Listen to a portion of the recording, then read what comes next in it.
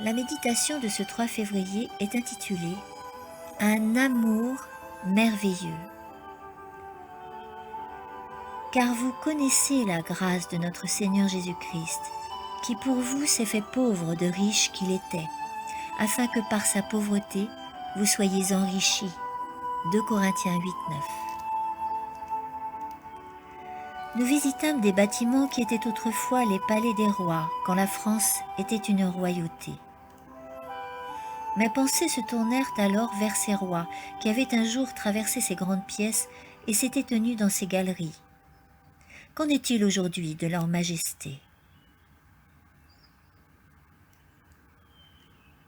Je pense maintenant à Jésus, qui vint dans notre monde dans le but béni de nous accorder tout son amour, se dépouillant de son vêtement royal, de sa couronne royale, et quittant son trône royal pour revêtir notre humanité. Il vint dans notre monde pour être un homme de douleur et de souffrance. Nous le voyons cheminer parmi les pauvres, bénir les affligés, guérir les malades, apaiser les infirmités dues à l'âge, faisant preuve de compassion divine pour le malheureux et la misère des hommes. Il prêtait même attention aux chagrins et aux besoins des petits-enfants. Les anges sont envoyés du ciel pour être des messagers auprès des affligés et des malheureux.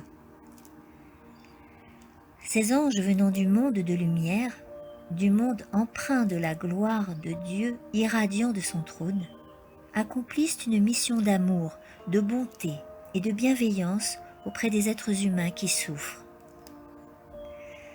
Mais un être illustre bien mieux encore cet amour divin, le Seigneur, le Fils du Père éternel, le Prince des rois de la terre. Qu'est-ce que le travail des anges comparé à cet amour? Son trône est éternel. Il a établi toutes les voûtes et tous les piliers du grand temple de la nature. Tournez-vous vers celui qui était au commencement à la création de Dieu, qui connaît le nombre des étoiles, qui créa les mondes, parmi lesquels cette terre n'est qu'un petit grain et n'a pas plus d'importance parmi les mondes qu'une petite feuille d'arbre dans la forêt.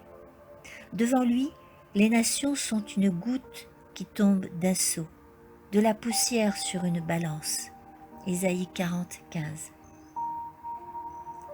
Contemplez-le, le Seigneur, le Rédempteur glorieux, celui qui vint dans le monde, qu'il avait créé et qui pourtant n'est pas reconnu par ceux à qui il s'intéresse tellement qu'il les bénit et qu'il les sauve. Quel amour pour les hommes perdus de la terre! Quel merveilleux amour! Amen.